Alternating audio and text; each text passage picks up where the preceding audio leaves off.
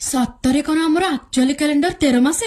क्या हमसे अभी तक झूठ बोला गया है? कैसा झूठ? हमारा कैलेंडर होना चाहिए था 13 महीनों का, लेकिन है सिर्फ 12 का ही। तू पागल है क्या? ईयर 1582 का ये कैलेंडर देख, इसके अंदर 4 तारीख के बाद डायरेक्ट 15 तारीख आती है। उस टाइम पे ही कैलेंडर के साथ छेड़छाड़ हुई थी।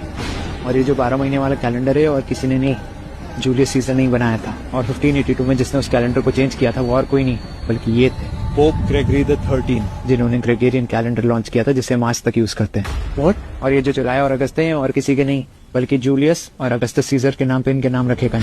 ओह माय गॉड, ये 13 महीने वाला कैलेंडर ज्यादा बेटर था क्या? हाँ, हर महीना 28 दिन का होता और अगर तू 28 को 13 महीनों से मल्टीप्लाई करता तो आता एग्जैक्टली 364, जो कि काफी पास बैठता है मून की ऑर्बिट साइकिल से।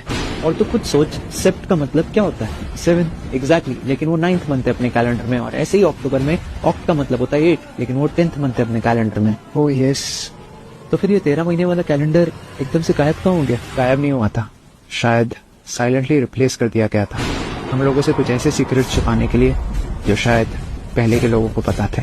ऐसी कोई तो कंट्री होगी जहाँ पे आज भी ये 13 महीने वाला कैलेंडर यूज होता है। एक है इथोपिया, वहाँ पे अभी भी 2017 चल रहा है। और याद है 2012 में जो दुनिया खत्म होने की बात हुई थी? हाँ, जो कोविड 2020 में आया था तब इथोपिया में 2012 ही था।